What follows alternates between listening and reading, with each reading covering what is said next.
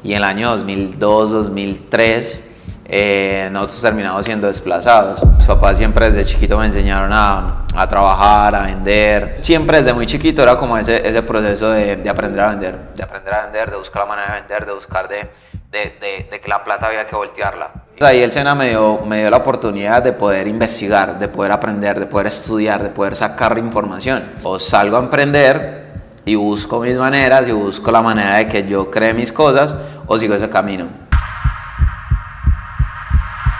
Despide a los jefes del miedo que viven en tu cabeza y crea una vida de la que no necesites escape. Empecemos.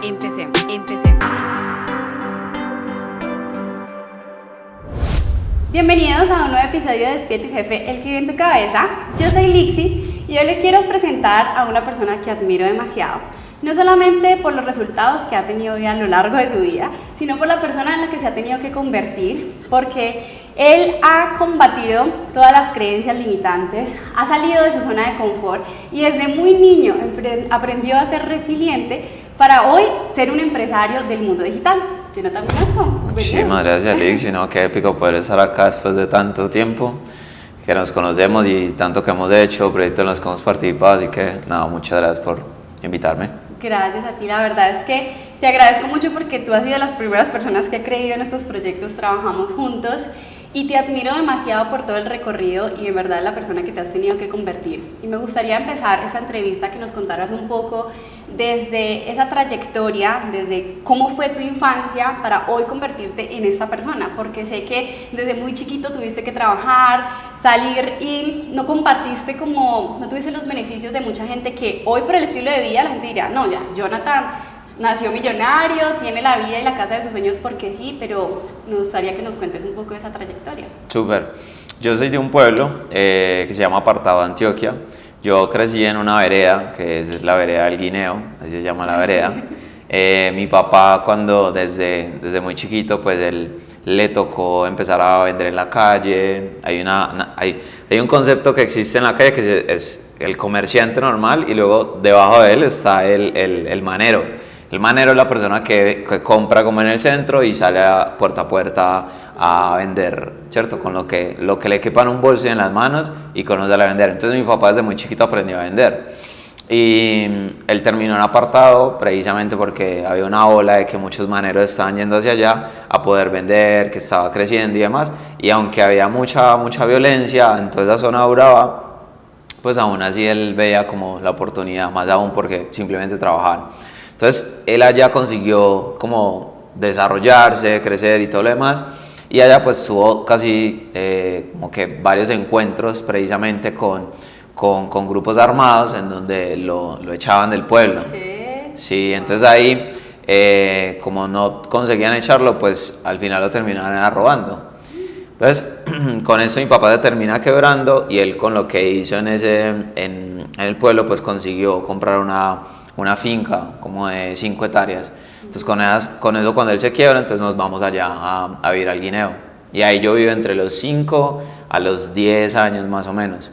Okay. Y pues durante ese proceso estamos hablando de que esos años 2000 al 2005 y en el año 2002, 2003 nosotros terminamos siendo desplazados porque pues empieza toda la contienda en Urabá porque pues el ejército empieza a buscar tomar más territorio, a tener más control de todo, porque pues allá los grupos armados es así por todos lados. Entonces pues estaban matando muchos líderes sociales, estaban matando muchos líderes de acciones comunales, entonces con eso nos tocó irnos y pues los enfrentamientos era toda hora que escuchaba la acera, eso mejor dicho era de montaña a montaña. En ese momento? Yo debía tener ahí unos 6, 7 años, más o menos. 7, sí. Entre los 6 y 7 años y dentro de todo ese tiempo, pues, claro, a mí me tocó la etapa en que uno iba para el colegio y encontraba, pues, la gente muerta en el camino. Dios. Y pues eso, el ejército y la guerrilla y todos esos grupos, pues, terminaban ahí en ese enfrentamiento y uno, pues, iba para el colegio y ahí encontraba uno todo ese montón de situación. Y entonces durante ese proceso fue como que el proceso para mí es como proceso de vereda, o salir los fines de semana a comprar el mercado, a vender el cacao, a vender el plátano, a vender la yuca, a vender algo y luego subir con el mercado. Era como que esa fue mi experiencia durante ese tiempo. O sea, desde muy chiquitico te tocó empezar a trabajar junto a tu papá. Claro, mis papás siempre desde chiquito me enseñaron a trabajar, a vender, a ayudarlos, a apoyar. Entonces, pues yo sé casi que muchas cosas de lo que uno vive normalmente, criando pollos, criando pescado, criando gallinas. Yo sé como todo el proceso de esa etapa, y más porque nosotros teníamos una cacaotera, que es donde se cultiva el cacao, y luego también eso era como lo que nosotros más vendíamos. Entonces me acuerdo que cuando había esa cosecha de cacao eran bultos y bultos, y ese era como el momento de auge más grande. Y ya luego de eso, pues allí en la finca sufrimos un problema, tuvimos una calamidad familiar allí en la finca, donde yo pierdo a mi hermanita en una de las peceras donde nosotros hacíamos pescado.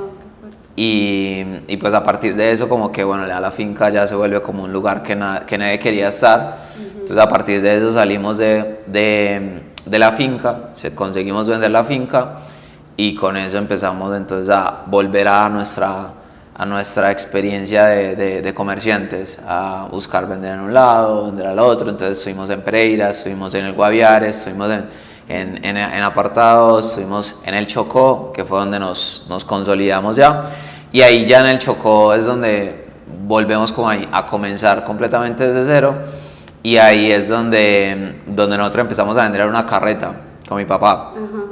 Entonces vendíamos de una carreta, vendíamos chanclas, y una de las cosas que siempre me había enseñado mi papá y mi mamá siempre había sido, era: el que vende nunca aguanta hambre. O sea, el que sabe vender nunca aguanta hambre. Y esa era como la mentalidad, o sea, el que sabe vender nunca aguanta hambre.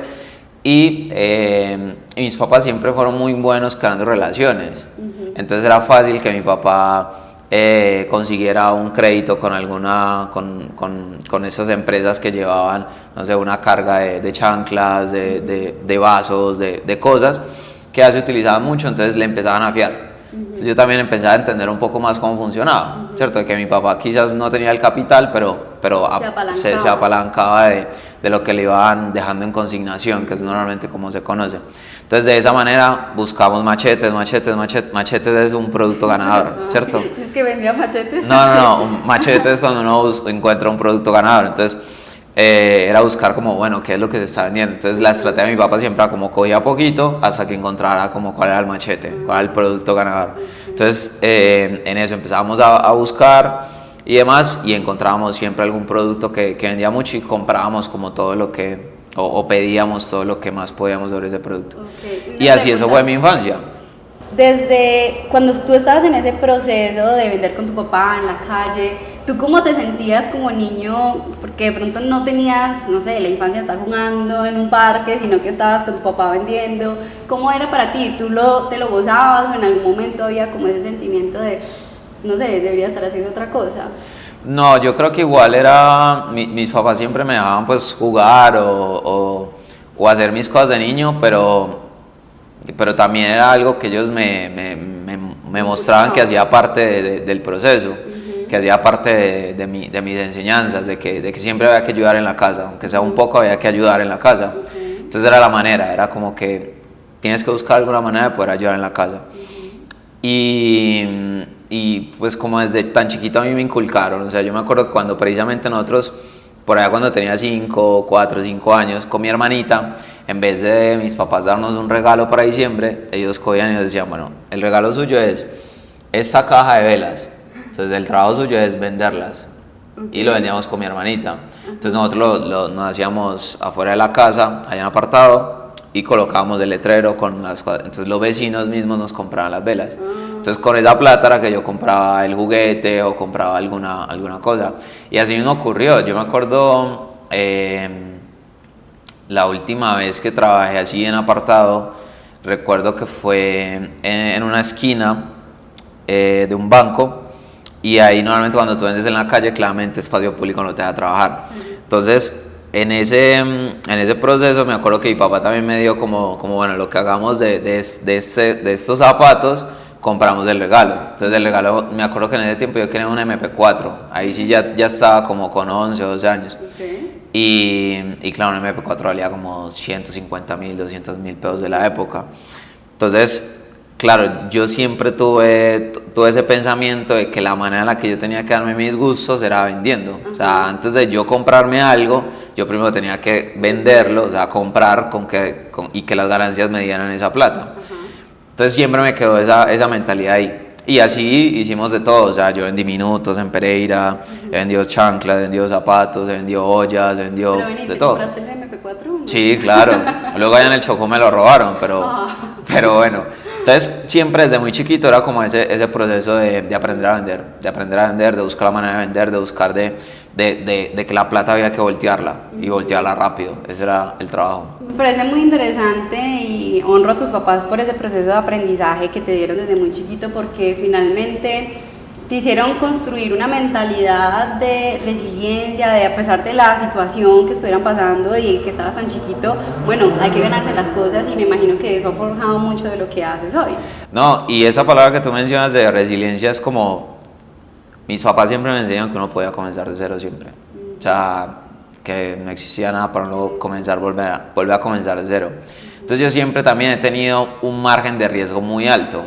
Porque para mí comenzar de cero es, o sea, es fácil y es como, o sea, de verdad es de cero, o sea, nunca le he tenido yo miedo a, no sé, el día que nos quebremos o pase algo con la empresa y, pues madre, toca volver a, no sé, a dormir en la colchoneta de algún amigo, de algún familiar, nunca le he tenido miedo a ello. Entonces eso también me ha permitido que yo tome un riesgo muy alto. Y eso pues es lo que me permite también poder disfrutar hoy de grandes logros, de poder tomar esos grandes riesgos. ¿Sientes que realmente esa capacidad de arriesgarte es lo que permite que uno logre cosas más épicas? Totalmente. Es que si tú no te arriesgas, si tú no le apuestas a tu sueño y tú no le apuestas a tus metas, si tú no le apuestas a lo que tú tienes, pues uno normalmente está con una falsa seguridad de que, bueno, madre, tengo que mantener el estatus, tengo que mantener las cosas que tengo que mantener las cosas que he logrado, que he conquistado hasta ese momento, tengo que mantener mi reputación, que es algo que normalmente las personas que uno escucha, una persona normal de ciudad, vamos a decirlo así, cuando tiene un empleo en una gran compañía, que soñó estar ahí, que quería estar ahí, y dice, fue madre, es que qué van a pensar mis amigos, qué van a pensar mis familiares, qué van a pensar todo el mundo si yo lo pierdo todo. Entonces me toca empezar de cero. Y claro, cuando uno ve lo que le puede pasar a una persona a comenzar de cero, definitivamente no es nada. O sea, es, no sé, irse a vivir en un apartamentico más chiquito, en un barrio diferente. Pero al final son muchos más beneficios de lo que quizás a uno que es de pueblo, que es de vereda. O sea, estamos hablando que en el Chocó, en el pueblo donde yo vivía, no había agua potable, no había agua sanitaria, o sea, literalmente todos los residuos van para el río y ese mismo río se utiliza para todo, exacto. Se utiliza para bañarse, para lavar los platos, para absolutamente todo. Claro. Entonces, estamos hablando de que yo viví definitivamente en unos lugares que se veía la extrema pobreza, se sentía la extrema pobreza. Claramente, nosotros siempre hemos vivido quizás un poco sobre los recursos por encima de lo que la mayoría de personas vivía, pero aún así no quita que era el contexto de todo el mundo. Entonces, siento que el arriesgar se vuelve esencial. O sea, si yo no hubiera arriesgado, si yo no hubiera apostado por mis sueños, por mis metas, por mis objetivos, por alguna idea que yo escuché de alguien, por alguien que me dijo, por aquí es, si no, yo no creo que hubiera podido lograr mucho, porque seguiría con el mismo temor de no, joder, madre, yo ya conquisté algo en este pueblo o en este lugar, o sea, lo pierdo y ¿qué va a pasar? Entonces lo primero, arriesgar. Siento que 100% es muy importante arriesgar. Y luego una de las segundas cosas es la responsabilidad. Siento que mis papás siempre me dieron una responsabilidad muy grande. Entonces el ser responsable de mí, el ser responsable de lo que yo hago, el ser responsable de que de mí dependen los resultados. Entonces de mí depende que yo me levante temprano, de mí depende que yo me acueste tarde trabajando, de mí depende todo. Y claro, entendemos de que hay un contexto socioeconómico que es importante, pero bueno, al final la responsabilidad de los logros es de uno. Entonces, cuando vos agarrás la responsabilidad, ahí ya tomaste el control. O sea, ya ahora sí, venga. Porque siempre es más fácil hacerte la víctima o culpar a otros por las cosas que no tienes. No, y a veces es más fácil que alguien más tome la decisión por ti. Entonces, que alguien más decida por ti, alguien más ejecute por ti, alguien más... No, es que es mucho, no sé, pensar que no, yo sigo la ruta que tal persona ya planteó. Entonces, ¿qué tal si yo indago mucho más y yo mismo tomo mis decisiones, yo mismo me responsabilizo, yo mismo digo, güey madre, si esto pasó, ¿cómo yo soy el que lo puede hacer mejor? ¿Cómo yo lo puedo cambiar? ¿Cómo puedo hacer de que las cosas sean diferentes? Claro. Entonces, el responsabilizarme de que lo que está pasando hoy, de lo que yo estoy viviendo hoy, es a partir de mis decisiones del pasado. Y eso es esencial. O sea, entonces, para mí esas dos cosas, apostarse y ser responsable. Ok, me encanta. Ahora, ¿en qué momento, cuando sales de ahí, o en dónde están viviendo, que tú decides empezar de cero en Brasil? Porque parte de ese camino que has forjado en el mundo digital ha sido gracias a que te fuiste a Brasil. Total. Pero según entiendo, no tenías absolutamente nada certero allá. O sea, no es como Total. Que te fuiste y tenías la beca, la casa, sino que te tocó hacerlo todo. Bueno, lo que pasó fue que en el 2012 a mi papá en el Chocó, por robarle 2 millones de pesos, le pegaron 16 puñaladas. ¿Qué? Sí. Ay, no, pobrecito papá. Entonces, claro, en esa problemática, pues lo que ocurre es que mi papá, mi hermano ya había viajado a Brasil a trabajar con una empresa allá y pues con esa situación todo el mundo dice, no, es mejor que usted se vaya. ¿Y para dónde se va a ir? No, pues entonces para Brasil, que es donde está mi hermano. Entonces de esa manera es como mi papá termina yéndose a Brasil. Mi hermano había puesto un local allá de ropa, allá se llaman bancas, que es como en el centro. Piensa que es como si fuera una feria, en donde tú tienes una mesita, que aquí le colocan techito y todo el asunto. Bueno, allá es como mucho más masivo, hay unas ferias gigantes, inmensas allá en Brasil, en el centro de Brasil. Entonces él había comprado como el espacio de eso, 1,5 metros y algo, y allá se había ido mi papá a vender. Entonces esa fue el primer acercamiento a Brasil, porque mi papá se fue a vivir allá. Entonces cuando yo en el 2013 yo encuentro a John, ahí yo tengo la oportunidad de conocer a John, que es un gran amigo mío de todo ese tiempo y que también es un gran referente de ese mercado. Con John en ese momento él trabajaba para el SENA. Y pues yo en el 2012 salía del colegio y yo no sabía qué hacer, porque yo me presenté a la universidad, presenté a todo y pues no pasé a nada. ¿Pero a qué te presentaste? O sea, ¿qué querías estudiar? Yo quería estudiar electricidad. ¿Electricidad? Ajá, electricidad, y había otra opción que era mecatrónica. Okay. Entonces yo quería estudiar sobre eso, pues sí, cosas que tuvieran que... Sí, porque yo en el colegio había hecho una media técnica de electricidad. Entonces yo quería, pues no era que me gustara, sino que era lo que había, o sea, era como, vale, por acá es por donde puedo seguir. Y pues claro, si me voy a presentar a algo, pues yo creo que sería mucho más fácil si yo paso, pues si me preguntaran sobre algo En fin, al final nada de eso pasó y no conseguí pasar. Entonces ahí es donde yo digo, jue madre, ¿qué voy a hacer entonces? Pero ahí como, o sea, ¿qué pasó por tu mente en ese momento cuando te presentas? Tus oportunidades de pronto de ir a una universidad y todo no eran tan factibles. ¿Cómo te sentiste del saber de que no has pasado? Pues yo creo que igual, nuevamente, o sea, en mi cabeza siempre estuvo la idea de comerciar, o sea, siempre era como, bueno, o sea, al final yo tengo otras habilidades. Entonces esa era como mi opción, no había más. Okay. Entonces, ahí cuando yo me voy a presentar al SENA, claro, en el SENA John me ayuda y me presenta con los colegas de él y no sé qué, y pues al SENA sí era mucho más sencillo pasar, no era tan complicado, le hacían una prueba pues de allí y con eso consigo pasar al SENA, y tanto así que John es el que me consigue inscribir, o sea, yo ni siquiera tenía con qué inscribirme. ¿Por qué? Porque ¿qué pasa? Que meterse como al computador, y pues yo computador no tenía, entonces era como que John se encargó como de hacerme la inscripción y todo. Entonces él me mete en una técnica, una tecnología que se llamaba automatización industrial. Okay. Sí, automatización industrial. Y él me metió ahí porque era como que nadie se presenta a eso, o sea, entonces ahí, sí, o sea, pasa o pasa, o la acepta o la aceptan. Entonces ahí me metió y claro, ahí fue donde comencé como ese proceso.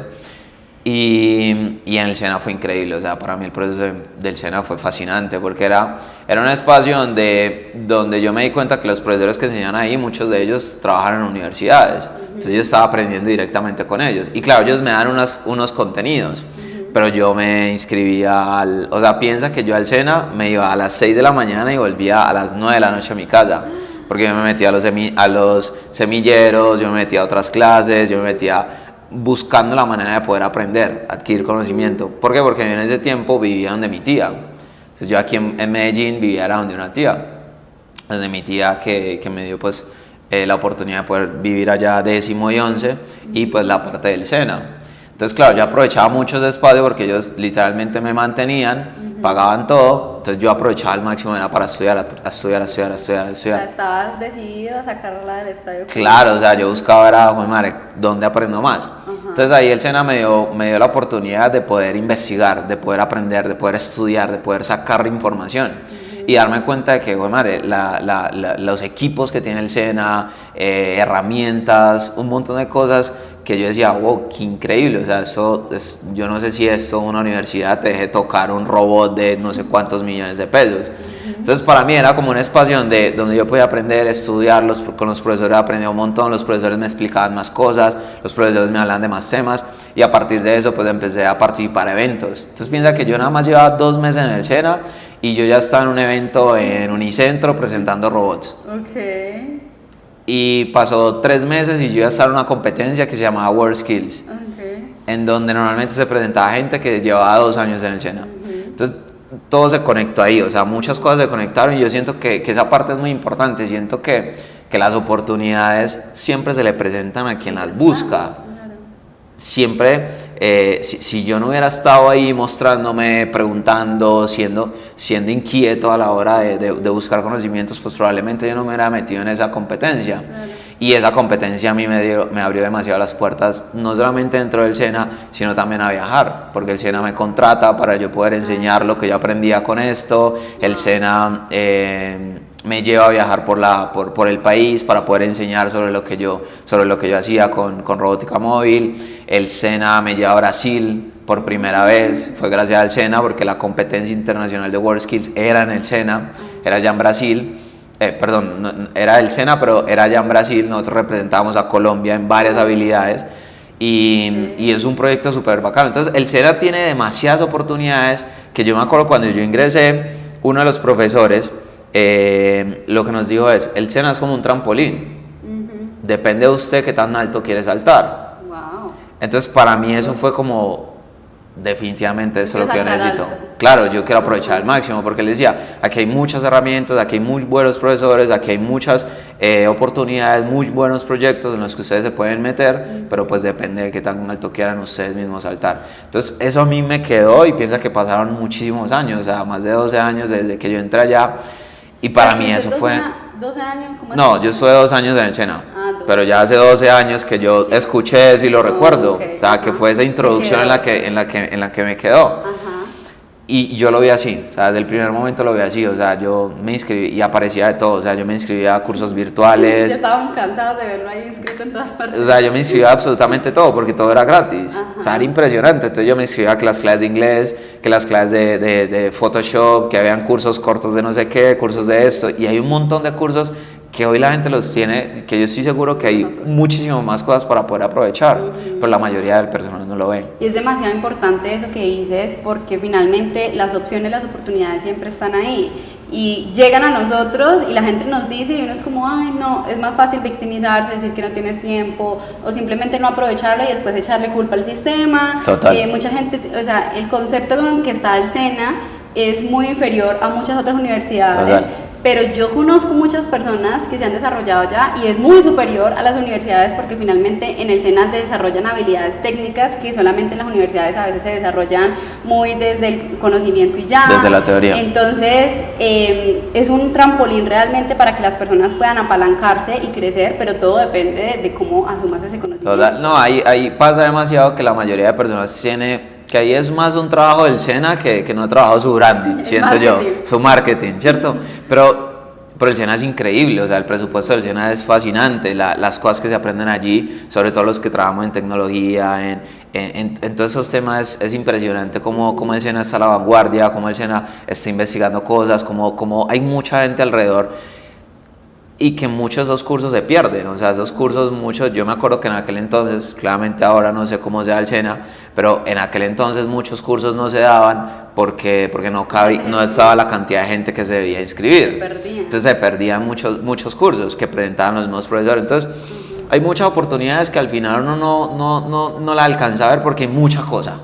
Hay mucho donde elegir, hay mucho donde hacer, y claramente muchas cosas yo no solamente las aprendía en el SENA, sino que también lo que yo aprendí allí, iba y lo estudiaba un poquito en YouTube, y luego con YouTube yo iba y le preguntaba a un profesor, entonces yo tenía la posibilidad de acercarme, entonces era también esa curiosidad, y de poder aprovechar todo eso. Entonces el SENA a mí me abrió un mundo gigante que, o sea, yo dije, o sea, yo creo que después de esta época no hay algo mejor que yo va a pasar en mi vida, o sea, no va a haber algo más. Porque es un momento donde el SENA me lleva a viajar, donde el SENA me da muchas oportunidades, donde el SENA me conecta con muchas personas, donde para mí fue una experiencia impresionante. El SENA te abrió un mundo de posibilidades. Total. Y el SENA no solamente trabajó mi parte técnica, sino también esa parte de emprendimiento. Piensa que el SENA en aquel entonces habían varias personas que presentaban proyectos. Ahorita se me olvida cómo se llama esa temática que ellos tenían allá, pero era para que jóvenes del mismo SENA pudieran presentar sus propuestas de emprendimiento. Entonces era muy bacano porque también te incentivaban a emprender, también te incentivaban a buscar maneras de poder crear capital, de poder vender, de poder crecer. Y adicional a eso, el SENA también trabajaba mucho la parte personal, o sea, demasiado cómo tú te sientes, cómo tú, el ser. Y fue una de las cosas fue la primera vez que yo escuché sobre un coaching. Sí. Fue la primera vez que yo escuché sobre eso. Mira. Fue la primera vez donde yo tuve un coach que fue para ese entrenamiento de robótica móvil, en donde ellos hablaban acerca de la competencia y nos decían, vea, esa es la mentalidad que usted tiene que tener. ¿Por qué? Porque el pensamiento que uno tiene es de uno victimizarse, de uno sentirse inferior, porque claro, íbamos a competir contra Japón, contra Corea, contra Estados Unidos, contra un montón de lugares, y definitivamente entonces eso le trabajaron a uno la mente, en donde decían, o sea, usted no se siente inferior, no se sienta en desventaja, no se sienta en eso, y eso a mí me caló, porque yo decía, joder, madre, es mentalidad. Necesitas mentalidad para poder hacer que las cosas se den. ¿Por qué? Porque cuando tú llegabas a la competencia, te asustabas, te paniqueabas, o sea, aún sabiendo todo, y una de las ventajas que tiene esa competencia es que casi que le colocaba muy al nivel a todos, o sea, te daban como, mira, este es el máximo que pueden gastar, este es el máximo de cosas que deben utilizar, este es el máximo de cosas que deben de tener, y en fin. Entonces, claramente los otros países ya tenían mucha más experiencia en competencia y tenían patrocinio, o sea, piensa que a Corea lo patrocinaba Samsung, era una cosa absurda, pero aún así con esa mentalidad, aún así nosotros íbamos a competir y con la idea de, hey, vamos a hacerlo, vamos a ejecutar, vamos a buscar. Entonces siento yo que desde ese momento para mí fue una época fascinante lo que fue 2013, 2015, viviendo en el SENA, donde yo dije, eso para mí nunca... O sea, esto para mí es el mejor momento de mi vida y no creo que se repita algo más. Y ¿sabes? ahí conociste la importancia de los mentores, que muchas veces uno en el camino subestima el que alguien te pueda acompañar, pero a veces los mentores pueden ver cosas que tú no, te ayudan a construir nuevas creencias, te ayudan a despedir esas voces de miedo, que son los que a veces lo limitan a uno a dar el siguiente paso. Total. Para mí los profesores, allá se llaman, son instructores, los instructores para nosotros era impresionante todo lo que ellos nos enseñaban, lo que yo trasnochaba con ellos precisamente en esa competencia. En esa competencia yo tenía una pareja que es mi amigo se encargaba más como de la parte electrónica y yo me encargaba más como de la parte de programación y con los instructores trasnochábamos buscando la mejor manera de hacer cosas que pudiéramos representar dentro de la competencia. Entonces, para mí fue una experiencia inmensa y el poder tener un guía, el poder tener esa curiosidad, el poder tener tantas herramientas fue para mí impresionante. Ok, bueno, y entonces, ¿en qué momento te fuiste a Brasil? Entonces ahí lo que pasa es que yo viajo a Brasil gracias a la competencia. Yo he viajado 2 veces gracias al SENA. La primera es porque yo iba a hacer una precompetencia, que es donde íbamos a competir contra Brasil, porque éramos como los 2 países de alguna manera de Latinoamérica fuerte en esto. Okay. Porque en Brasil hay una empresa también, hay un centro de educación que también es como el SENA, se llama el SENAI. Okay. Y allá precisamente pues fuimos a competir y todo lo demás, y es la primera vez que yo viajo entonces a Brasil, a Belo Horizonte. ¿Es la primera vez que viajabas fuera del país? Era la primera vez que viajaba fuera del país. O sea, ¿cómo fue ese momento tú de saber, de montarte en el avión y saber que vas a conocer otro país gracias al SENA? Total. Y venir de todo el proceso. Una cosa impresionante, o sea, piensa que yo en el SENA estudié portugués, teníamos profesor de portugués, teníamos un montón de cosas que o sea, para mí era una cosa impresionante. Para mí fue un momento demasiado épico porque era abrirse a un país que era gigante, inmenso, que la ciudad donde vivíamos no era la ciudad más relevante, pero era casi que el del tamaño de Bogotá, entonces era como, qué locura. Wow. Y la experiencia era impresionante, o sea, Brasil es demasiado bonito, es demasiado acogedor, es demasiado... Y que precisamente fue Belo Horizonte, la primera ciudad que yo conocí. Entonces, eso me permitió que yo abriera mucho mis estándares, mis límites, o sea, para mí fue todo. Porque era, madre, este no solamente es un momento para yo mejorar en competencia, en todo, sino también en emprender. ¿Por qué? Porque ahí ya está el proceso de yo decir, madre, tengo que también pensar en mi proyecto después de esto.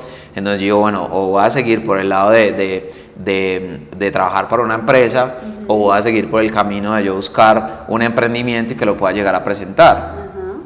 Entonces, para mí era la mentalidad súper abierta en Brasil y era impresionante, fue increíble. Entonces ese fue el primer viaje y luego ya fue la competencia real, que fue en Sao Paulo, y que allá era donde estaba mi papá y que ya había conseguido viajar mi mamá también. Entonces yo voy a Sao Paulo a presentarme a la competencia en Sao Paulo y o sea, fue una cosa, no, ahí sí fue una explosión en mi mente, conocer chinos, japoneses, o sea, era... ¿Por qué? Porque antes, exacto, literal era conocer el mundo en el lugar y fue una experiencia tan increíble porque fue la experiencia piensa que todos estábamos alojados en un solo hotel, era un hotel inmenso, era una valla así gigante de ese hotel. Y en un piso estaba China, en un piso estaba Inglaterra, en un piso estaba no sé quién, en un piso estaba no sé quién, o sea, y todos los pisos tenían banderas de todos lados, o sea, piensa que en la ventana de ese edificio, todos los pisos, cada uno con su bandera, era una cosa épica y cada uno de los países hacía una haka. ¿Sabes qué es la haka? La que hacen, que es como un grito de guerra que hacen por allá, entonces cada uno tenía como ese grito.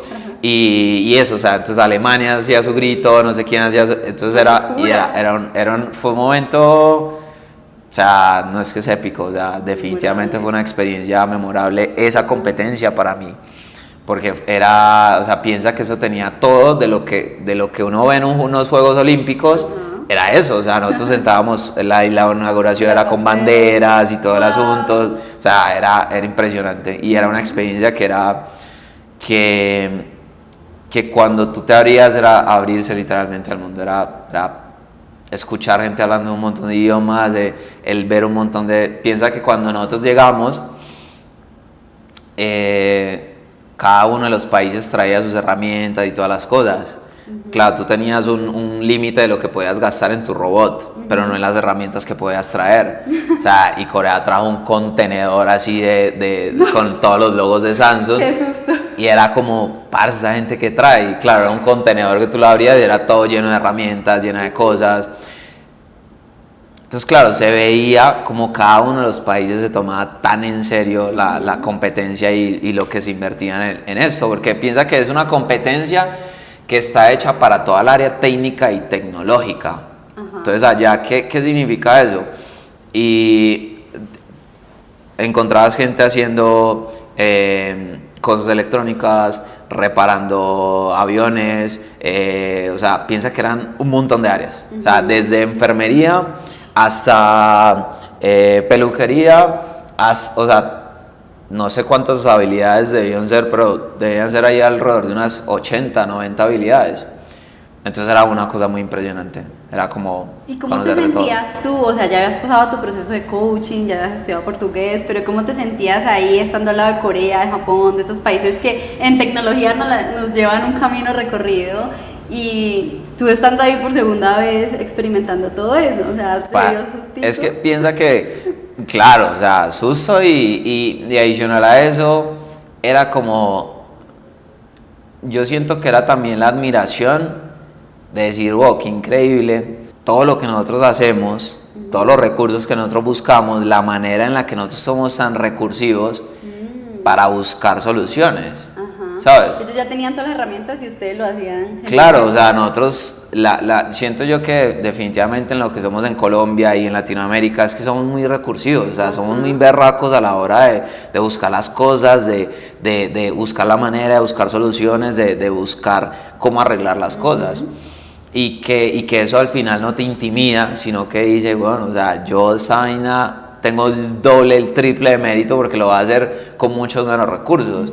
Entonces eso también te motiva un montón, te da como esa sensación de decir, bueno, podemos hacer mucho más, podemos, o sea, si con lo que tenemos hacemos esto, definitivamente con todo lo que venga vamos a crear mucho más. Wow. Entonces para mí eso fue un momento desafiador, motivador, fue un momento muy épico. Que se te abrió el mundo. Que me abrió y el ahí, mundo. en ese momento, ¿tú decides quedarte en Brasil con tu papá o regresas a Colombia? No, de ahí yo regreso a Colombia y lo que sigue es que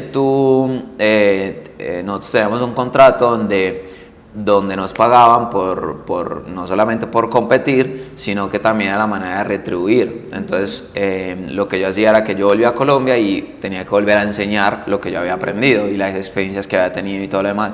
Entonces, eso era lo que había que terminar de hacer. Llegar, explicar, dar clase. Entonces, yo empecé a dar clase también en varias zonas de Colombia, en donde estoy en Pitalito, en Bogotá, dando clase y explicando a jóvenes. Tu camino como mentor. Claro, ahí ya comienzo yo a dar clase, a dar contenido y a explicar las cosas que nosotros hacíamos. Entonces también fue una experiencia muy bacana porque era una experiencia donde yo enseñaba y donde para mí se me abría un montón la mente.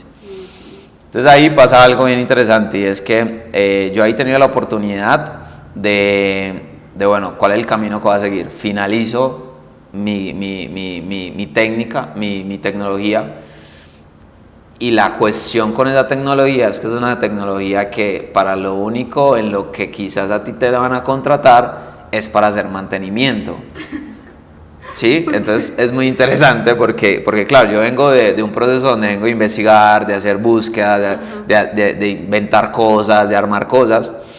Pero al final la tecnología es automatización industrial. La automatización industrial acá se utiliza es para poder ir a hacerle mantenimiento a máquinas, porque tienes todos los conocimientos para hacer de que la máquina siga funcionando, siga andando. Pero tú con ese nivel de educación no sales a inventarte cosas, o más bien no te van a contratar para eso. Pero más que por el conocimiento, por el título. Por el título, claro. Por el rango. Exacto. Entonces ahí había una opción en donde yo decía, bueno, o salgo a emprender y busco mis maneras y busco la manera de que yo cree mis cosas, o sigo ese camino. Entonces yo recuerdo que yo intenté hacer ese proceso de ir a trabajar con alguien y definitivamente pues, o sea, no conseguía empleo, no conseguía trabajo. O sea, saliste y no habían oportunidades para ti. Claro, porque las empresas, o más bien, yo no sabía con qué me iba a topar. ¿Sí? Entonces no era que no hubieran oportunidades, sino más bien que yo no sabía cuál era la realidad de mi educación, o sea, del cartón que yo iba a terminar sacando, o sea, a dónde me iba a enfrentar. Claro, las oportunidades que habían para mí era eso, era mantenimiento. era Y no mantenimiento. era lo que estabas buscando en ese momento. Claro, y no era como lo que yo buscaba. Ajá. Entonces eso termina haciendo de que yo dijera, bueno, yo definitivamente no me voy a graduar, y no me gradué, y dije, yo definitivamente voy a emprender, y yo voy a buscar la manera en la que yo voy a crear un negocio.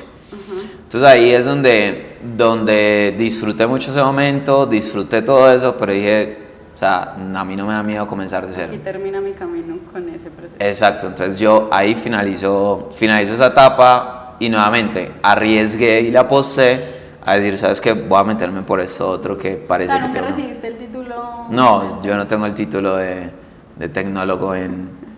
Y se fue hasta Brasil, hizo de todo y no recibió el título, muy rebelde. Porque era precisamente esa idea de decir, o sea, no voy a trabajar en un empleo y no, tampoco voy a dejar que una mala situación me haga volver a pensar en un empleo. Ah, ok. ¿Sabes? Yo dije, o sea, si yo tengo el título, puede ser que en un momento donde me La sienta vida mal, fácil. diga, ¿sabes qué? Voy a ir a buscar un O sea, empleo. fue como un acto de rebeldía a Claro, esquema. era el acto de decir, o sea, yo recuerdo que en ese entonces, era 2015, y yo tengo 5 años. Yo me acuerdo que yo ahí, pues, ya empezaba a leer muchos libros de liderazgo, de desarrollo personal, de crecimiento personal, y una de las cosas que más decían los libros era, madre, usted está joven, usted no tiene familia, usted no tiene hijos, usted tiene todo para apostarlo, apuéstelo todo. O sea, Siempre puedes volver a empezar. apuéstelo que igual no hay nada que perder, vaya y busque sus sueños. Entonces, definitivamente una persona joven que nos esté viendo, o sea, tiene que saber que lo tiene que apostar todo por sus sueños, por su meta, por sus objetivos, y entiendo que hay personas que quizás no lo puedan hacer porque tienen familia, porque ya tienen hijos, porque ya tienen algo o alguien con quien mantener, pero bueno, yo no lo tenía, entonces o sea, yo aquí lo he puesto todo y voy por eso. Hoy definitivamente hay muchas oportunidades para trabajar por internet, hoy hay definitivamente muchas opciones para uno tomar de freelance, de negocios, de un montón de cosas. En aquel momento era como que vivir de internet no era una posibilidad dentro de nadie, o sea, no era ni siquiera trabajar, Eran los genios que trabajan en Google. ni siquiera trabajar, exacto, como que voy a trabajar con Google, voy a trabajar con una empresa por internet, ni siquiera existía eso, o sea, trabajar en Google era la gente de Estados Unidos y ya.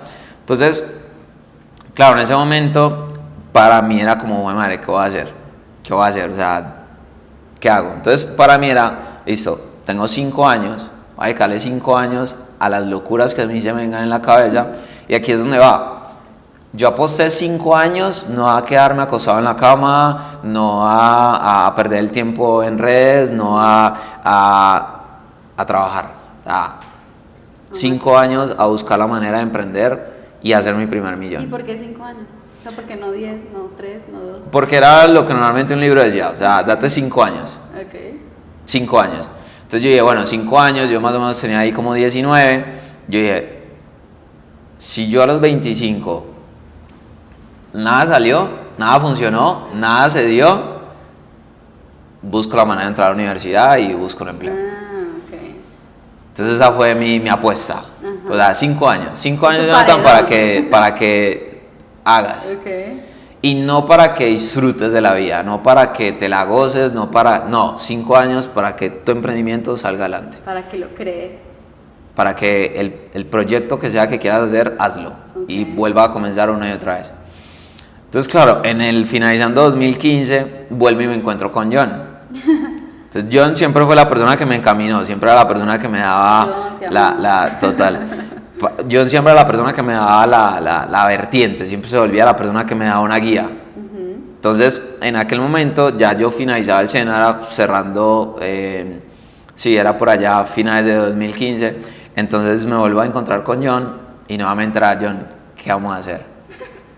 Sí, porque durante ese proceso yo me acuerdo que siempre nos metíamos en cosas para emprender, cosas para ganar dinero, cosas buscar. Siempre teníamos esa mentalidad de jue madre, ¿cómo hacemos $1 millón? Era en la cabeza de los libros que uno siempre leía, era como la idea era esa. Y yo me dice, parce, yo escuché sobre este tema y tenía que ver con hacer anuncios por internet. Entonces, claro, cuando yo muestra eso, Yo, parce, ¿eso cómo se hace? ¿Cómo funciona? Para mí hizo mucho sentido porque era el momento en el que yo entendía cómo se vende yo sabía cómo vender en físico y puerta a puerta, y yo sabía que lo más duro que uno tiene para conseguir en la calle, pues era clientes, buscar clientes. La ventaja con eso era que había miles de clientes en internet. Disponibles ahí.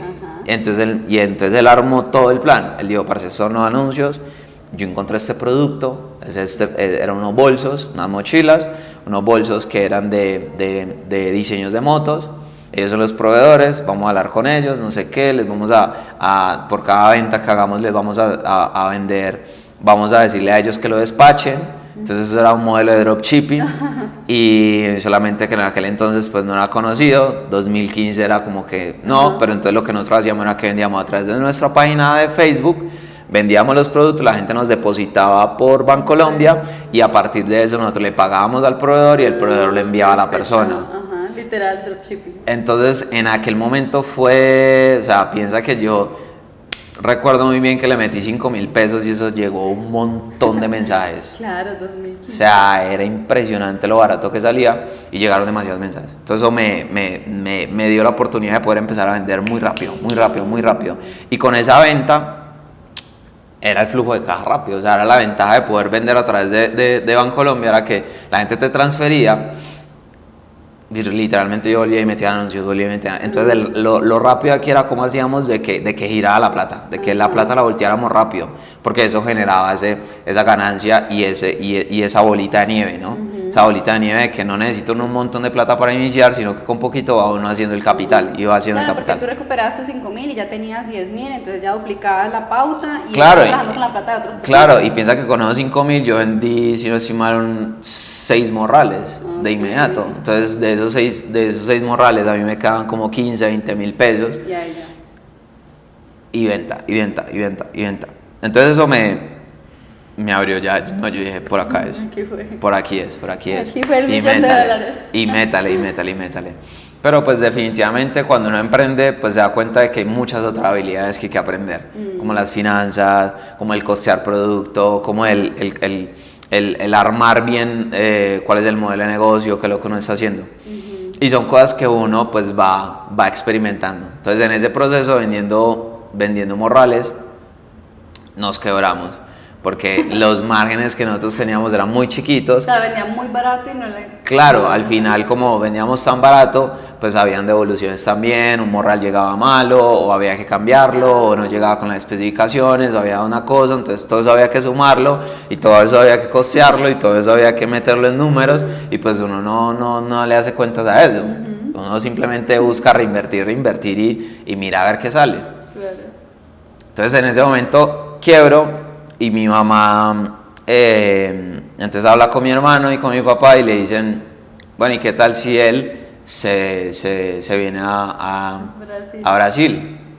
Entonces yo me acuerdo que ya yo estaba ahí como muy decaído, porque yo decía, oye madre, otra oportunidad más que perdí, ¿cierto? Porque normalmente uno tiene la creencia de que, bueno, madre, hay una sola oportunidad en la vida, hay un solo momento en tu vida que este es y lo perdiste. Entonces en mi cabeza era ese. Entonces dije, bueno, no, voy a ir a Brasil, voy a ir a practicar y a aprender bien el portugués y voy a ver qué hago. Pero en ese momento dudaste de tus capacidades, ya deciste, perdí otra oportunidad por mí. Total. No fui lo suficientemente bueno. Claro, o sea, para mí yo me sentía perdedor, yo sentía que había fracasado y yo sentía que había defraudado a John. Porque fue un momento en el que yo dije, parce, no armé en ese negocio, y al final yo era el que controlaba como tal el negocio. Entonces para mí fueron muchas cosas que me hicieron decaer, como sentir ese sentimiento de, oh, madre, no, o sea, ya. Era lo que había, era tu oportunidad y la desaprovechaste, chao. Ya perdiste el resto de tu vida. Exacto, es como que no sé, o sea, y creo que muchas personas pueden sentirse así, en donde sienten que ya se acabó, o sea, tus oportunidades ya acabaron por tu edad, y al final como es mental, pues tú mismo te metes la excusa. Entonces Claro. tú mismo te dices, no, No es tiene sentido. mi edad, no, es que es mi trabajo, no, es que es no sé qué, no, es que me pasa eso. Y al final es uno mismo dándose garrote, dándose Son los jefes en garrote. su cabeza, Exacto, son diciendo- los jefes diciéndole a uno, ya, Ajá. se quedó ahí y listo, o sea, Fracasado. quieto, exacto. No puedes, ok. Entonces, claro, cuando voy a Brasil voy con esa idea. Y ahí en Brasil, pues nada, voy a trabajar a eso, a la Entonces, feria, papá. allá se llaman las ferias, feriñas. Y entonces fui a trabajar a la feriña y era trabajando básicamente pues vendiendo vestidos en la calle, llamando a la gente. O sea, ustedes les ofreci- pasaban, venga, mira, este vestido. Exacto. Señora, ¿para dónde va? ¿Qué está buscando? Sí, No eso sé le quedó bonito. qué. Exacto, así. Ok. Entonces yo digo, bueno, con esto yo ya entiendo cuál es el producto, qué es lo que se vende, vamos a montar un e-commerce. Entonces yo empiezo a investigar sobre el tema, a buscar sobre cómo vender esto, sobre cómo ofrecerlo, sobre cómo hacer de que esto sea atractivo. Y una anécdota que tengo es que yo me acuerdo que allá esos locales, esas se llaman bancas, esas bancas son súper cotizadas porque son en unas ferias que o sea, viene gente de todo el país, de Brasil, a comprar en cantidades para vender en los pueblitos, en las pequeñas ciudades. Ajá. Entonces, claro, yo conseguí conseguí una banca, luego conseguí otra a otro lado, en otra feria, no donde estaba mi papá, sino en otra feria, y me acuerdo que yo posicioné tanto esa vaina que luego la vendí como en, no sé, en aquel entonces eran como $5,000 por ahí. Ok, súper Entonces eso bien. también me dio mucho capital, Ajá. como para decir, bueno, vamos a ver con qué puedo armar, qué puedo proyectar. Pero mira que ahí tú tienes, no sé si te has dado cuenta, pero tienes demasiadas habilidades en el vendiendo. Claro, Con la no, gente. definitivamente a mí me Porque da... finalmente te entrenaste así toda la vida. desde Exacto, chiquito. o sea, para mí vender fue una cosa que yo... Ya es nato en ti. Exacto. Ajá. Entonces,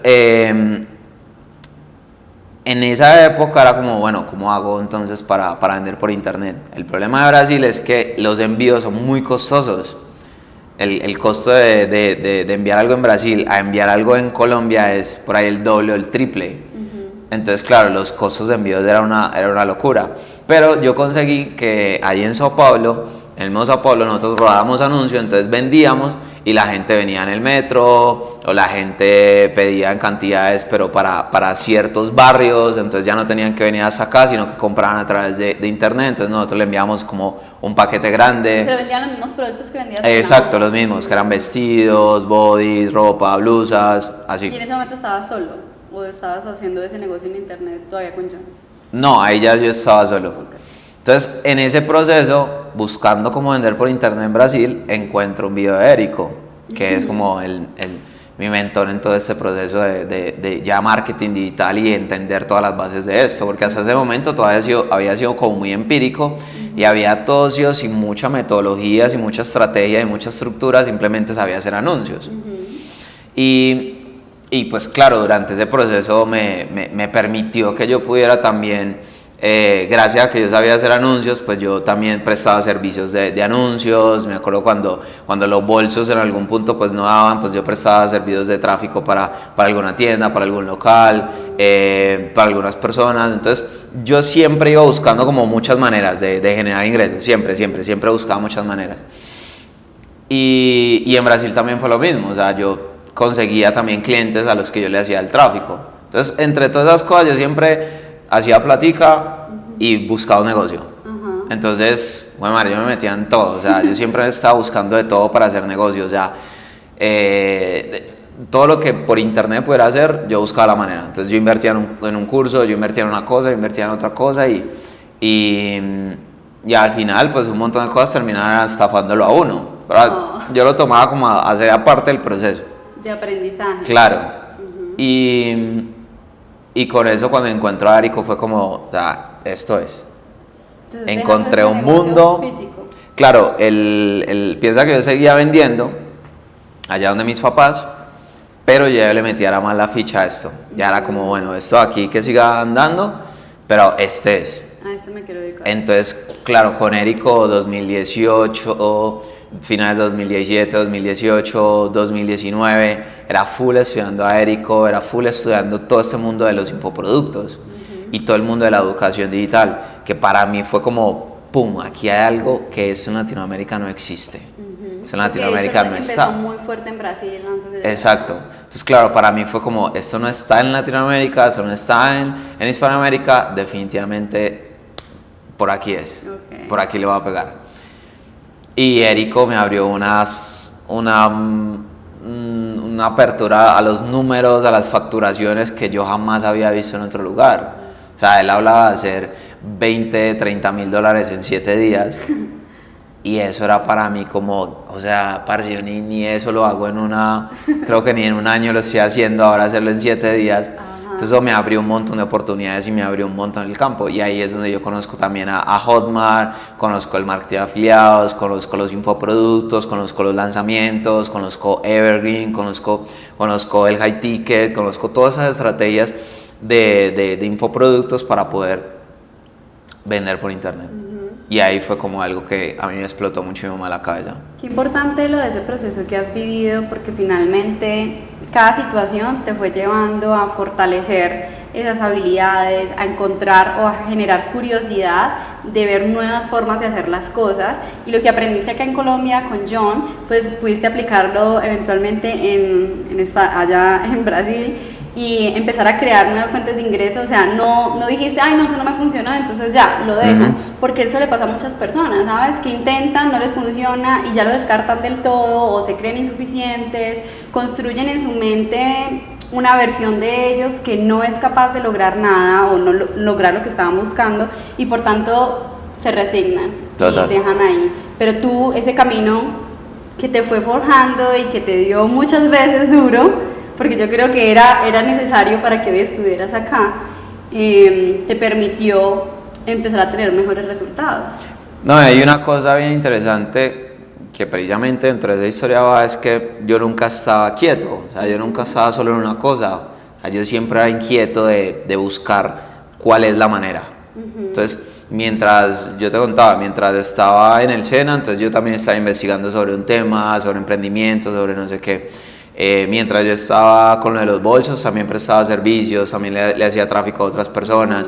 Cuando yo estaba vendiendo ropa, estaba investigando sobre infoproductos. Entonces, yo siempre estaba moviéndome, o sea, el trabajo siempre es como yo no me quedo en una sola cosa, no me quedo como inmerso, es que esto es lo que me tocó, esto es lo que tienes que hacer para toda la vida, esto es lo que hay, sino, bueno, madre, yo tengo un plan A, un plan B, un plan C, un plan D, pero de alguna de estas cosas tiene que salir algo. Y claro, en algún momento, yo siento que en el proceso de uno siempre ha dicho uno foco, ¿cierto? Tener mucho foco, pero el foco hay que encontrarlo cuando ya tienes lo que es, o sea, cuando ya experimentaste. Si no has experimentado, si no has encontrado algo que te gusta, si no has encontrado algo que de verdad conecte contigo, pues es muy difícil uno tener foco. Entonces yo lo que hacía era que yo experimentaba y tocaba en uno, tocaba el otro, miraba de esta manera, buscaba esa estrategia, buscaba acá, y al final con todo eso iba intentando hasta que yo dije, es por acá.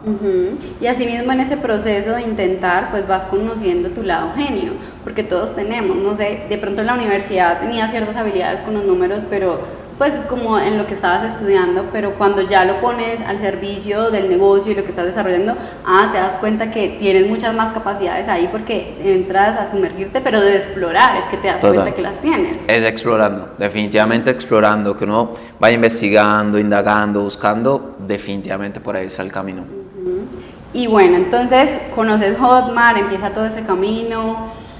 Empiezas a trabajar con grandes personas, con ya personas que ya están posicionadas, pero recuerdo mucho que parte de tu historia fue como que tú ya tenías un poco de conocimiento, ya estás estudiando, aprendiendo tráfico, y fuiste, le tocaste la puerta a una persona y le dijiste, venga, yo le puedo ayudar, y no espero nada a cambio de eso. Total. Durante ese proceso, con John, claramente nosotros seguíamos en conversación y yo le decía, John, mírate este video de Érico, mírate este video de no sé quién. Y en ese proceso, pues John acá en Colombia seguía haciendo eventos presenciales, enseñando sobre marketing digital, no sobre infoproductos, sino más dirigido hacia negocios locales, entonces cómo hacer estrategias de marketing. Entonces durante ese proceso John me pasaba varios negocios que él terminaba, que le pedían como más consultoría o que le pedían servicios, y yo me encargaba como de atenderlos. Entonces, durante ese proceso yo empiezo a investigar en paralelo mucho más acerca de los infoproductos y de Hotmart. Entonces voy a un evento, que es el evento del FIRE, que ocurre en Belo Horizonte, y en ese evento yo sabía que varias personas del mercado latino iban a ir, del mercado hispanohablante, y claro, yo dije, yo tengo que saber de esta gente, yo tengo que ir a trabajar con ellos y tengo que buscar la manera de conectarme con ellos. Entonces yo fui a ese evento y para mí los eventos son sumamente importantes porque son en los eventos donde uno consigue esas conexiones, esos contactos, y donde la mayoría de personas que quizás en otro contexto sean grandes referencias, en ese era como están súper abiertos a hablar contigo, a conversar contigo, a entenderte, y más en un lugar donde hablan es portugués. Claro. Entonces yo me acuerdo que yo sabía que iba Mai, yo sabía que iba Santiago Paz, yo sabía que iba Jürgen Klarik, yo sabía que iba muchas personas del mercado que eran muy conocidas a la hora de vender infoproductos. A pescar. Exacto, entonces yo ya iba con la idea de, bueno, con ellos. ¿Y qué iba a hacer? Yo dije, bueno, lo que en Latinoamérica todavía no era tan conocido hacer un lanzamiento, y yo sabía un montón de lanzamientos. Entonces cuando yo hablaba con alguien decía, no, es que los lanzamientos en Latinoamérica no funcionan. Lo que funciona es esto. Entonces en aquel entonces lo que era muy famoso eran los webinars. Los webinars para ese entonces era como que todo el mundo hacía webinars y era lo que funcionaba. Entonces yo dije, pues madre, yo lo que sé hacer muy bien es tráfico. Yo sé hacer tráfico para negocio, he hecho tráfico para eventos, hasta ese momento hacía tráfico para un montón de cosas. Pero no lo había hecho de una forma fuerte para infoproductos. Pero yo sí había estudiado un montón, o sea, demasiadas estrategias de Brasil. Entonces, con todo ese estudio, yo lo que le dije fue a varias personas que estaban allá en el evento del FIRE, yo les ofrecí mis servicios. Yo le dije, parce, pues yo conozco, porque siempre la gente pregunta, bueno, ¿y vos qué haces? Yo soy experto en tráfico pago, yo lo que sé hacer es anuncios, y pues he estudiado con estas referencias, que eran personas que iban a estar ahí en el FIRE como ponentes. Entonces eso me abría una de la puerta y la gente decía, uy, me interesa, hablemos después. Entonces el hablemos después era que con nadie terminé hablando. Pero en el FIRE tuve la oportunidad de encontrarme un grupito de pelados que eran como de la misma edad mía. Ahí estaba Santiago Paz, estaba Mike, estaba Adrián Sáenz y estaba... ahorita se me olvida cuál era el cuarto. Pero eso era como un grupito. Lo cierto es que me los encuentro y yo les digo... brother, ¿qué más pues? ¿Cómo está? No sé qué, Mike, pan, y los saludé como si toda la vida, o sea, pan. Los saludé a todos, Tú ya los tenías reestudiados. Claro, ya sabía todo, entonces yo los saludé, Yo le dije, muchachos, voy al baño, ahora nos vemos. Y todos quedaron como, parce, ¿quién es? O sea, ese man de dónde salió, ese con qué. Entonces al final ellos me terminaron esperando, salgo yo del baño y ellos me preguntan, parce, ¿vos quién sos? Estrategia, ir al claro, baño, o sea, mi estrategia había sido saludémoslo, como para entrar en confianza y ya, como si nada, y seguimos, luego hablo con ellos. Y en esa ellos, parce, ¿vos qué haces? Que no sé qué y tal y lo otro, y empecé a andar con ellos todo el FIRE. Me acuerdo que anduvimos con ellos todo el evento. Y en ese proceso, al final del evento, pues se había acabado todo el evento y todo lo demás, y yo que había cerrado nada con nadie, o sea, no tenía nada con nadie. ¿Y ahí estabas angustiado? O sea, estabas como, pucha, perdí la avenida hasta acá. No, para mí fue como, bueno, tengo todos los contactos, tengo la gente ahí, vamos a ver qué sale. Okay. Hay que hacer seguimiento. Ajá. La ventaja fue que al día siguiente de que finalizaba el FIRE había el vuelo, y yo viajaba era de noche.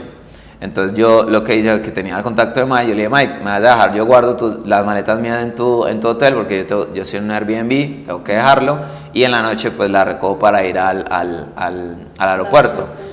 ¿Tú qué vas a hacer? Yo, no, yo estoy haciendo un lanzamiento. Y yo, qué bacano. Entonces me fui donde Mike, me fui al hotel y él me mostró un poco sus métricas y cómo él hacía anuncios. Entonces claro, él tenía 2 campañitas, y era una campaña que enviaba leads y otra campaña que hacía remarketing. Okay. Y con esas 2 campañitas él hacía 10, 15 mil dólares mensuales. Okay. Y yo decía, parce, qué locura. Entonces, y para él un lanzamiento era hacer unas historias. Entonces él hacía unas historias y él hacía una historia y con esas historias vendía. Y eso para él era un lanzamiento. Y yo decía, parce, yo no puedo creer. Entonces, ¿Y tu cabeza? él era, sí, total. Entonces, en ese momento, él empezó a grabar unas historias precisamente para el lanzamiento que tenía y él mientras hacía eso, yo le iba grabando. Entonces, yo le iba tomando unas fotos con mi celular y le iba tomando unas fotos y le iba grabando y tal. Pero yo puedo hacer anuncios así, yo puedo hacer anuncios de ese estilo y tal. Y le dije, Mike, grabamos unos anuncios que yo tengo unas ideas. Y me dijo, hágale de una. Entonces, yo le dije que grabara unos videos. Entonces el anuncio decía así como, estas son las notificaciones de lo que hemos vendido, bla, bla, bla. Y así fue el script tal cual, se lo dije, lo grabó y así lo hicimos para remarketing, así lo hicimos para varias cosas. Y yo le dije, parce, tú me dejas, yo monto unas campañas en tu cuenta y, o sea, no me tienes que pagar nada, si funciona pues bien y si no pues no hay ningún lío, o sea, pero pues dame siquiera $20 para empezar a anunciar al día. Serán $20 al día, que eran 100.000 pesos. Y, o sea, quedamos en esa. Me dijo, sí, bro, de una, hágale. Cuando lleguemos a Medellín, cuando yo llegue a Medellín, de una te envío. Y pasó la semana y Mike nada que aparecía. ¿Y tú qué pensabas? Y yo decía, no, ya, esto no salió.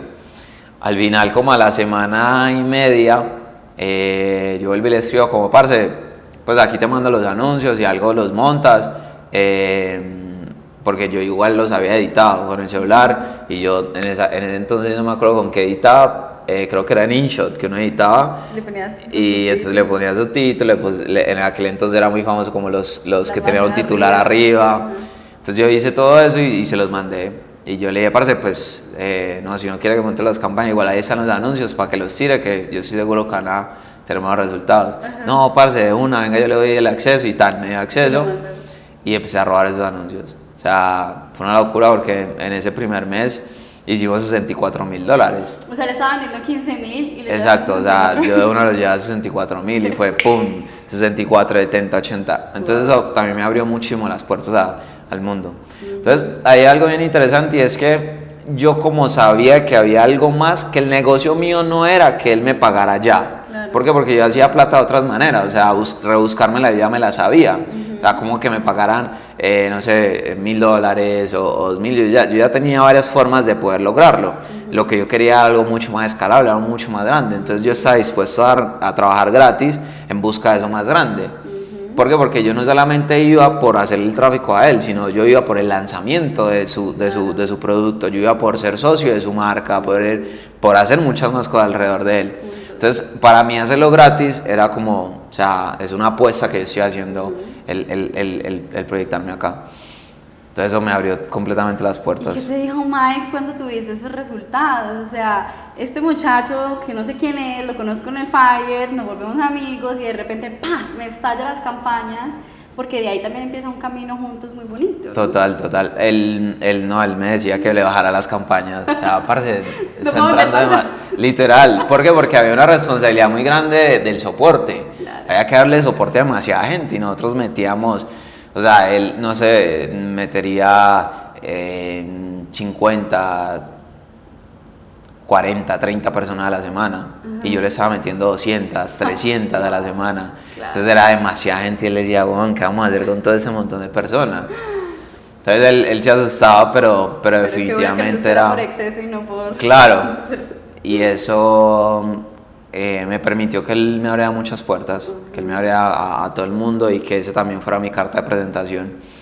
En donde yo a partir de eso empecé a trabajar con otros proyectos, en México, en Argentina, con España, con Perú, en todos lados. Entonces eso me abrió demasiado las puertas a muchos lugares.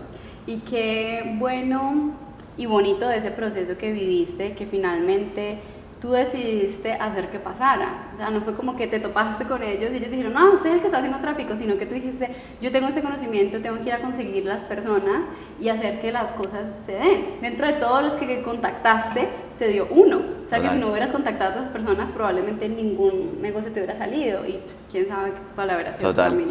De ahí salió Mike, de ese evento también salió Bárbara de la Rosa, que es de México. Y con Bárbara, pues ella también hacía como webinars de $3.000. Yo conseguí con ella en el primer webinar, saltábamos como a 13.000 y luego a otra de 20.000 y luego a otra de 100.000. Entonces a Bárbara también le tengo mucho que agradecer porque ella también me abrió como todo toda esa clientela desde México. Entonces allá fue que yo conocí a Mauricio Benoist, al doctor César Lozano y así con mucha referencia. Entonces gracias a ellos dos precisamente es que yo consigo ir trabajando mucho mi marca en el backstage, en las sombras, como yo le llamaba anteriormente, en donde yo me encargué de hacer un buen nombre, de trabajar con muchas personas que empezaron a crecer muy rápido gracias a las estrategias que yo traía desde Brasil. Y que después la seguiste puliendo y te seguiste educando, o sea, no te quedaste solamente con eso, sino que empezaste a construir tu metodología.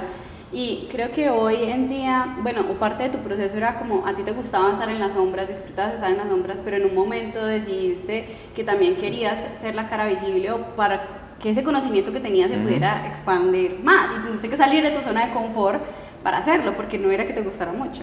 Pues es que en realidad quien me saca a esa faceta mía fue Mike. Mike me coloca como, parce, da clases de esto, explica lo que tú haces de tráfico, porque es que lo que tú haces no lo hace nadie. Entonces explícalo, enséñalo, muéstralo, que definitivamente tiene mucho para poderle aportar a la gente, y ahí es donde él me empieza a sacar a mostrar esa referencia de tráfico.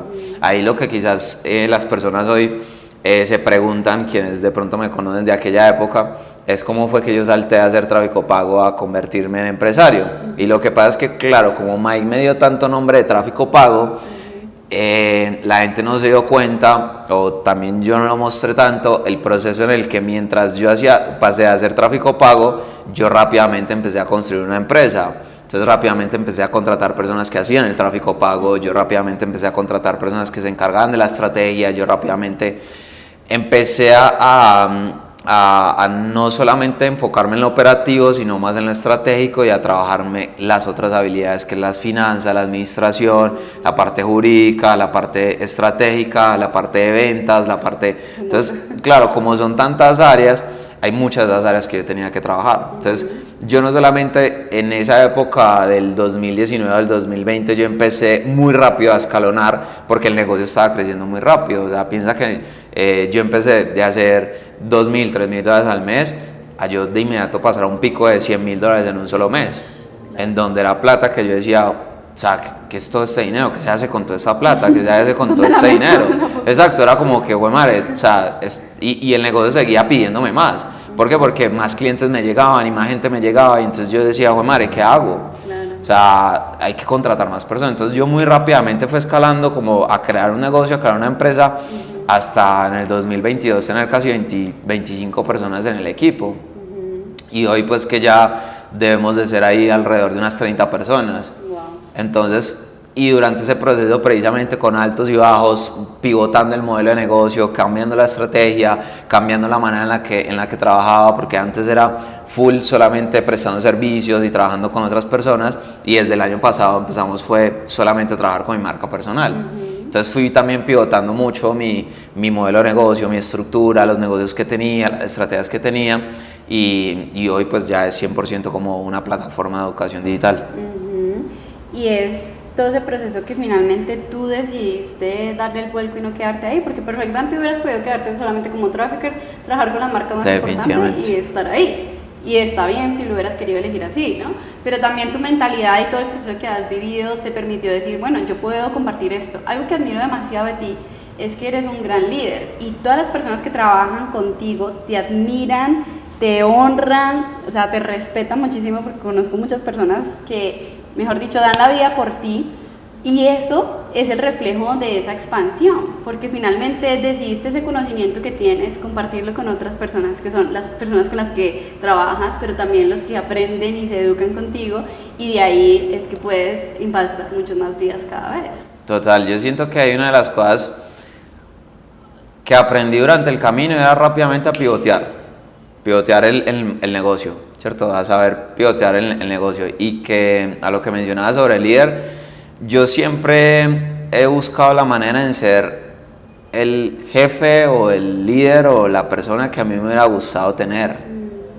¿Por qué? Porque yo siento que yo no me fui a trabajar a una empresa a hacer mantenimiento no porque estuviera mal, sino por las condiciones, por lo que iba a vivir, por las experiencias.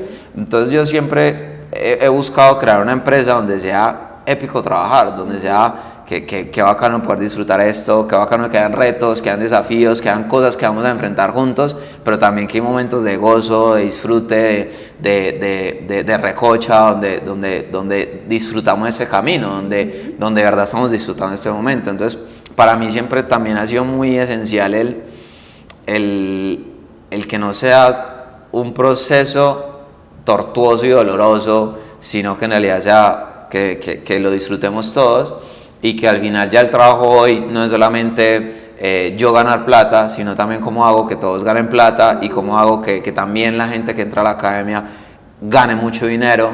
Entonces ya no es un trabajo solamente de mí, sino de cómo todos vamos a sacarle un gran pedazo a esto. Expandir el conocimiento, y finalmente creo que ahí es donde está la mayor riqueza. No sé tú, pero a veces se siente que uno es más millonario y abundante cuando ves que otras personas están impactando su vida a través de lo que tú sabes, más que el cheque que te llega, que también está chévere, pero de saber de que alguien salió de una situación, una circunstancia, simplemente por un conocimiento o un consejo o algo que le pudiste compartir, es demasiado increíble. Total. Cuéntanos un poco de la academia que tienes en ese momento. Pues aquí lo que nosotros enseñamos es básicamente desde toda mi perspectiva de años estudiando en Brasil, aprendiendo en Brasil, qué es lo que necesitan las personas para poder vender a toda hora. O sea, qué es lo que se necesita para poder vender. Y la mayoría de personas piensa que necesito, sobre todo en los infoproductos, pues la gente se casa que con una estrategia, con una metodología, con una sola manera de poder vender. Y lo que yo les muestro a todos es que hay 4 pilares que son fundamentales a la hora de crear un negocio, cualquiera. Necesito un canal que se encargue de adquirir nuevos leads, nuevas personas que me conozcan, un canal que se encargue de la venta, de hacer de que puedan cerrar, un canal que se encargue de la fidelización de mis clientes, que normalmente se llama pues la parte de producto, y luego una parte que es financiera, que es la que hace que todos nuestros negocios sigan dando. Entonces lo que yo hago dentro de se llama método IP, que es método de ingreso perpetuo, es conseguir de que tú no solamente construyas un negocio en el que te da unos ingresos una vez, en un momento, o como quizás a muchos de nosotros nos tocó la época en donde veíamos un montón de gente teniendo picos de facturación increíbles y luego de eso desaparecieron, sino cómo hacer para uno sostenerse en el tiempo, cómo hacer para uno seguirse manteniendo, qué es lo que yo he hecho para poder estar tantos años vigente y cómo he hecho que mi negocio siga andando. Entonces, trabajar esas 4 áreas es en lo que yo les hablo. Entonces, durante el proceso del método IP a mí siempre me ha gustado que sea por niveles, que sea como cuando uno está en el colegio, o sea, en vez de, antes de que tú aprendas a leerte un libro, pues primero te aprendes las letras, luego te aprendes las palabras y luego empiezas a conjugar cosas. Entonces a mí me gusta mucho el trabajar a las personas por niveles, así mismo en la parte digital, en donde yo les enseño a que en su primer nivel pues no montan una gran empresa, una compañía y ya están pensando en esos 4 pilares, sino que primero inician con un negocio que yo les entrego hecho, que es un producto que ya les entrego, una página que ya les entrego, unos anuncios que ya les entrego, y con eso comienzan, y es de su primer nivel. Quizás con eso no es la manera en la que van a hacer un negocio gigante millonario, pero sí va a ser un negocio con el que ellos van a entender cómo funciona, y a partir de eso van pivotando el modelo de negocio, que es la manera en la que para mí es mucho más sencillo poder hacer de que mientras tú vas estudiando vas poniendo en práctica, pero también vas recibiendo, que es para mí de las cosas más importantes. Entonces son los 4 pilares en los que nosotros nos enfocamos. Súper interesante. Bueno, me gustaría que este producto que realmente le abre las posibilidades a las personas de empezar en internet, de hacer dinero todo el tiempo, sea parte del Club de SEOs. ¿Te animas? Definitivamente, ahí va a estar.